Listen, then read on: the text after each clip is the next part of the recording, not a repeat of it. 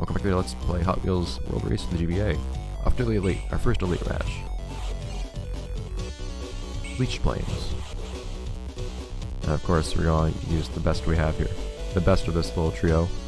Someone could deem a Sear Tuner, a new car actually. Someone claims to be better than Mega Duty. If you can have some better drivers that happen to not be veterans, then all the better. We'll see. Yay. I mean, I haven't ridden the track, so I guess it really might be the toughest tracks I've ridden. We'll have to see. I recognize a few cars here. At least one. I love seeing those faces I recognize. It's awesome. It's a little hard to recognize some of them when they're not in 3D, granted. Oh, jeez. Okay, you're getting a little excessive with the rendering problems game. It seems to go away after the beginning, though, so it's not too bad. It's just when there are lots of cars on screen. I see it right there. I actually got full credit for. Okay, dude, turn. I was holding right that whole time. Yeah, but you can get full credit for a rotation surprisingly easily if you do a saucer. Even though it will, at the same time, mess up your steering a little bit.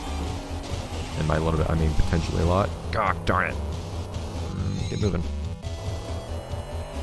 And I was surprised me far ahead. Slingshot. Hey, Slingshot. Oh, and Alex. Oh man, look at all these. I guess that big idea here, the big dramatic event is the new guy going up against all the Stunt Track Challenge vets. I really feel like I should be using Saucer constantly to land into these turns. Like that. Like even if I don't get boost for it, it's actually not that bad. And I wouldn't usually want to make it that extreme. I actually pressed up and then just was holding right the entire time after that. Somehow that worked. Yeah, it's interesting how it works. Oops, wrong trigger. Mechanics for saucers and how they compare to other rotations.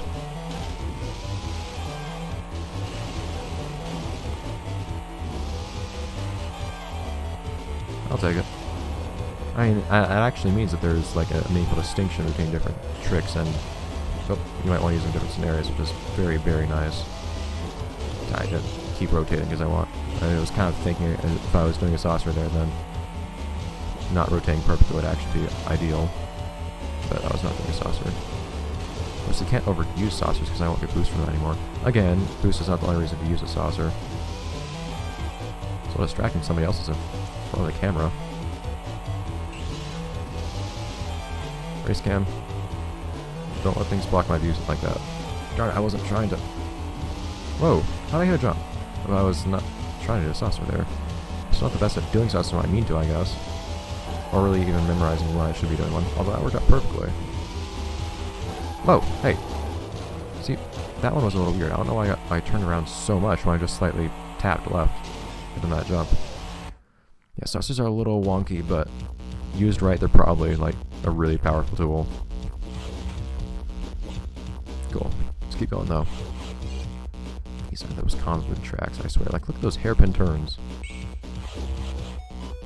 you even have to ask anyone to play as? Ooh, wait, already? Jeez.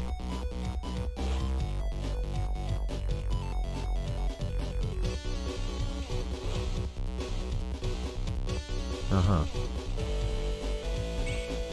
So I guess that's what we're claiming is really happening here. This guy's probably lying entirely. Maybe. Actually, we really don't know. But of course, if there is such a thing, maybe that's actually the source of that's power in this world, beyond just the digital dimension. That real power. Maybe it's what that's after, if that doesn't already have it. But we definitely want that getting it, so we want to get it regardless if it's such a thing. Perfect. Kind of. It's still a little wonky, but I feel like I could use it well. I didn't get credit for that first jump.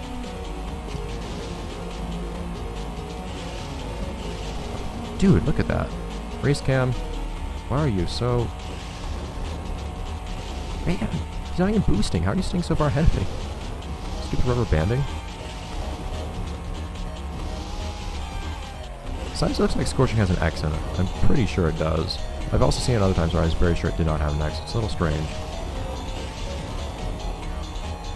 This guy's interesting here.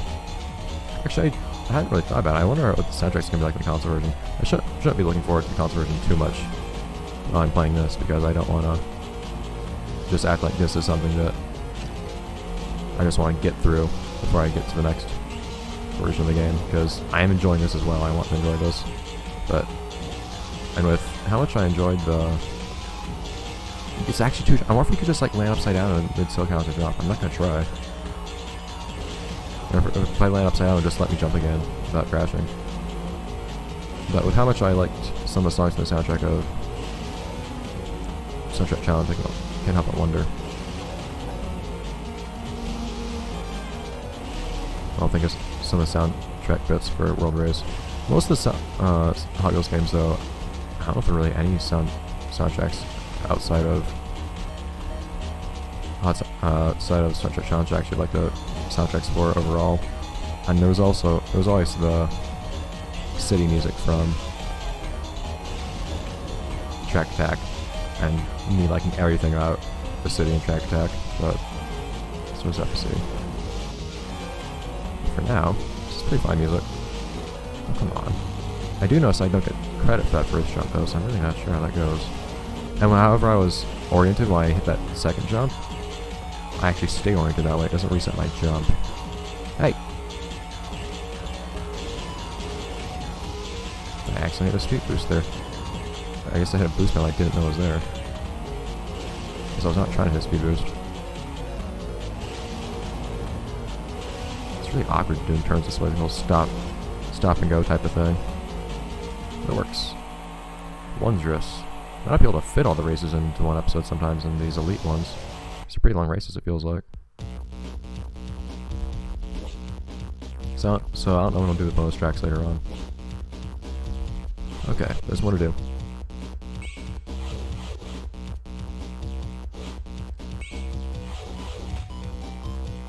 With all leagues to unlock yet another bonus track. Interesting. Hooray for completion. Extra content for completion. I always like stuff like that. So I guess one way of looking at this is, instead of all these characters being like played chronologically, it could be that we're basically playing as everybody like simultaneously. So right now we're going from the beginning portion of the game to later on. And then we're going to go back and see everything from another team's perspective. It'll be the same race. So right now we might actually be chronological at the end of at least this part of the race.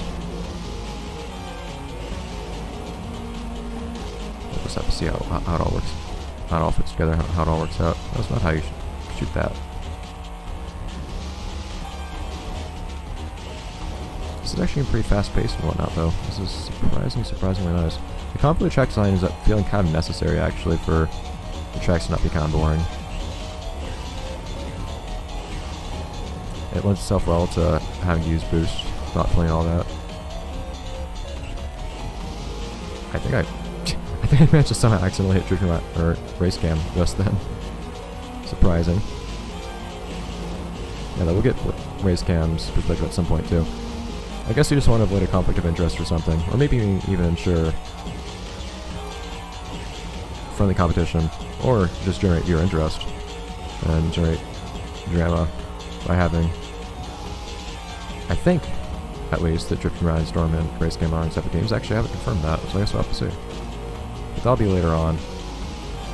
I accidentally pressed left, and I was holding down the entire time, and I still kept rotating. It's interesting how it does that. Yeah, so it looks like that plus actually... Okay, so I think plus attracts you to the walls, and whereas minus repels you from them. It's a really, really strange idea. I don't know why you would want that. I don't really know why I particularly want to be attracted to repel from walls in general. If repel from walls, I get that would mean, like, on hard turns like this, that would probably help out a little bit. But more generally speaking, and there are cases like, if you've played Wipeout, for instance, or at least Wipeout HD, where you can find that, it can actually be really annoying sometimes. In a lot of cases, actually, if you have auto assist or whatever it's called, there's a feature that you can use that, I don't know, I feel like I was pushed away from the wall that time though, where it'll automatically use the air brakes to push you away from walls, but the problem that happens is if you're trying to actually like make tight turns, if you try to like go through an S-bend for instance, and try to do it as efficiently as possible, it'll push you away from the walls and push you into the opposite wall. Look at that jump there. It's a little hard to really justify. So people who actually are used to playing the game end up turning off pretty quickly. Anyways, moving on to the end here. Oh, a time trial record should be another bonus track. Interesting. He's telling me the secrets of the universe. This guy, he knows things. You only wonder who he actually is. He's probably going to appear in the console version too, though, so you might not find out until later, until that point. In this venture, we might not get an answer. These bends are the most ridiculous.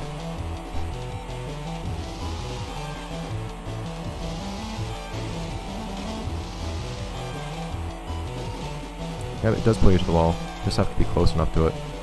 I guess if you... So the range on it is pretty short then in terms of tracking you to a wall. It might be similar for the minus where it doesn't actually track you to a wall unless you're pretty close to it. Which would be kind of annoying. I'm pushing away from a wall once you're close to it. So it feels pretty short. But these are supposed to be sunken ruins. Oh no, they feel pretty sunken. They're above the water. I see a lot actually of the later stages of Panzer Dragoon. Ah, crap.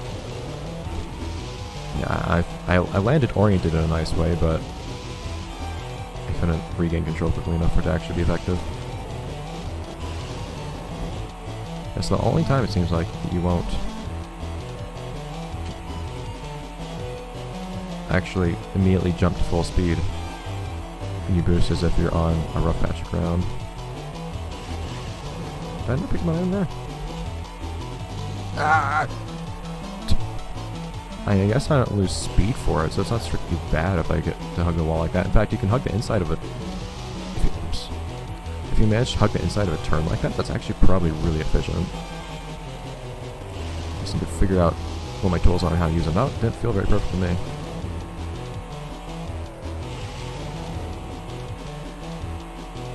I figured this would be harder later on though than it actually is. I might actually, well, I don't think I have an opportunity to use cars out of order here though if I want to actually advise everybody. That's fine. And we're still in the earlier portions of our search anyways. It's gonna last a while. We have a whole other game to go through after this too. It's fine. Hooray. So is that the last race? Because we just hit the 1 hour mark. That's 4 races, I believe that's all of them. No, oh geez, they get longer? Okay, I have to see you guys next episode. So the first one's 3, second one's 4, the last one's 5. Okay. Well, see you next time, guys. Jeez, this is a Promised Ice City too. Or what's that city from? What was it called? Monument City? Well, no, that was another area. Or was that city from Lost EX, though? I'll have to see. See you guys.